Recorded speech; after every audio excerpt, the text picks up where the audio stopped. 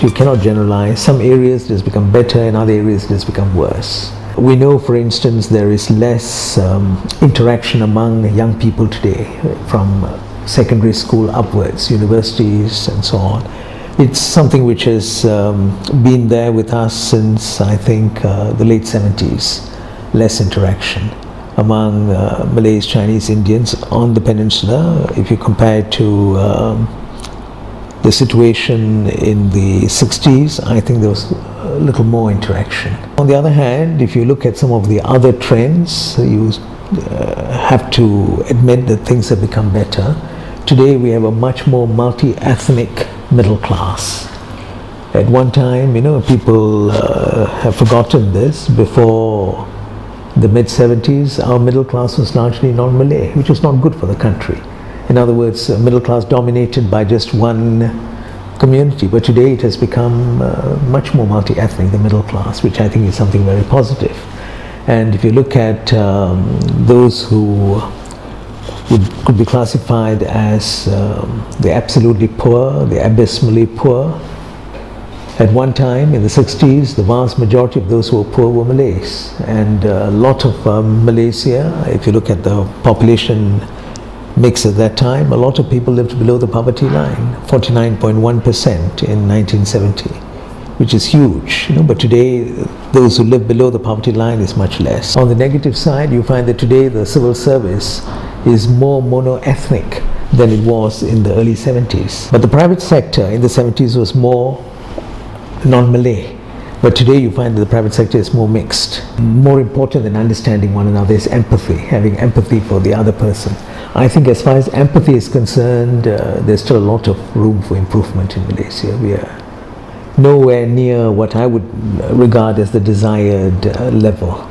As far as empathy, really understanding, sympathizing with the other community, knowing how the other community feels, it's not there. A lot of non-Malays in this country, I don't think they have any understanding at all how the Malays feel about certain things which are so important to Malay society. Its history, its background, its culture, its notion of identity. All these things are very, very important to Malay society. I think very few non-Malays understand this. Very few non-Malays understand how Malays feel about having had to share what was basically a Malay land, a Malay polity. If you look at it historically, I mean, how else do you explain the sultans? You know, that tells you a lot about our history. You've got the sultans, the Malay language. Islam was the religion that was the basis of administration before the colonial period. All this is part of history, and one can't run away from this. One can't just dismiss this by saying, oh, that's in the past, but it affects the present. There is a certain history, and for the Malays, that is very much part of their collective memory. A lot of young non-Malays, especially non-Malays who have been born, bred here for 3-4 generations, how they feel about their position and their status and the land. They don't understand that either. There are a lot of non-Malays who have been born and bred here, who have gone to national schools or even schools where maybe Chinese or Tamil is the main medium of instruction, but they learn Malay and they become part of the land. They empathize with the things around them. There is a certain bond that they have developed with the land, you know, that they want to be seen as equal, they want to be treated as part of the land. A lot of Malays, I don't think, understand this, why they feel that way, and why that sort of sentiment is important. Well, education, awareness building, you know, and most of all what I've been suggesting since the early 70s, I think we have failed to socialize our society into the Constitution, to make people understand the Constitution, because, you know, the two forms of lack of understanding that I talked about, actually, if you look at it from the perspective of the Constitution, that's one way of resolving this problem, because the Constitution takes care of both these sentiments. Right from the beginning, from Merdeka, we should have socialized, we should have inculcated in our people a deeper understanding of the Constitution. We failed to do that. Even to this day, we haven't done that. We'll have to make people understand each other at a deeper level, greater empathy, and that's where this understanding of the Malay position and on the side of the Malays, the understanding of the non-Malay position, that sort of understanding has to be developed. One very good instrument for doing that is the Constitution, the Rukun Negara, because these are our documents of destiny, and they tell you quite a lot about what this country is, what the land is, what we've agreed upon, how we want to move forward. That sort of education and awareness building is important, but that alone will not overcome our ethnic problems. There must be action. You must translate ideas into deeds. Malaysians should be realistic about the country.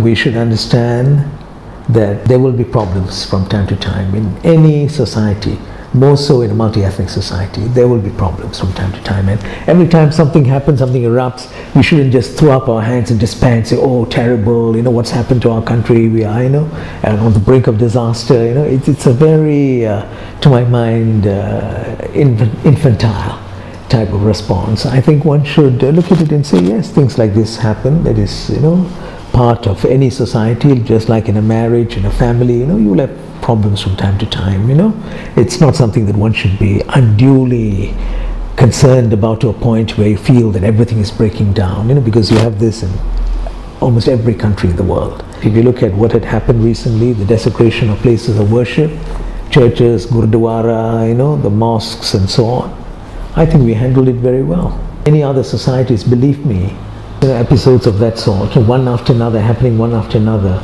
could have led to riots. The NEP, over a period of 20 or 30 years, of course technically it doesn't exist anymore, because the NEP came to an end in 1990, right?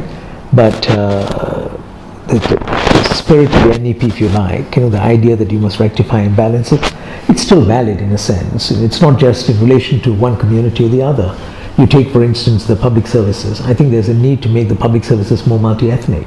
But to do that, you'll have to encourage more Chinese, Indians, Eurasians, and others to join the public services. Now, that would be an attempt at ethnic engineering. Yeah? You can't run away from it. So likewise, in the private sector, retail, wholesale, trade, and so on, it's still largely Chinese. In Malaysia, in Sabah, in Sarawak, you have to try to bring about some change so that at the level of retail trade, it will be mixed. At the level of wholesale trade, it will be more mixed. At the level of professions, it will be more mixed. So wherever there are disparities and there are inequalities, you have to try to change. But do it in a just and fair manner. It is a slogan which embodies the meaning itself.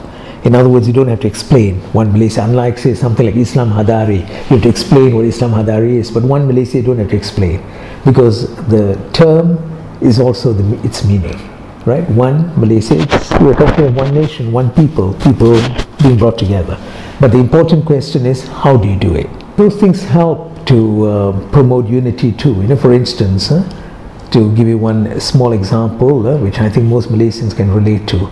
If your crime rate goes up, and it's one of the NKRs, right? Reducing crime rates. If your crime rate goes up, there's an ethnic dimension to it. Why? Because if, let's say, a lot of the victims are, of Chinese or Indians, of course a lot of Malays who are also victims, but there will be a tendency amongst the non-Malays to say, look, crime rate has gone up, our police force is Malay. And say, oh, it's a Malay policeman. There's always that thing at the back of people's mind, even though they don't verbalize it, but at the back of their minds, Malay police force. So you see the ethnic dimension, this is something that is not healthy for the country. So we have to bring down the crime rate, and we have to show people that fighting crime is everyone's business, it is multi-ethnic, and we also must at the same time make our police more multi-ethnic. Right? Unfortunately, it's true that quite a lot of non-Malays in the past were not keen on joining the police force, but now I think things are beginning to change. It's a journey.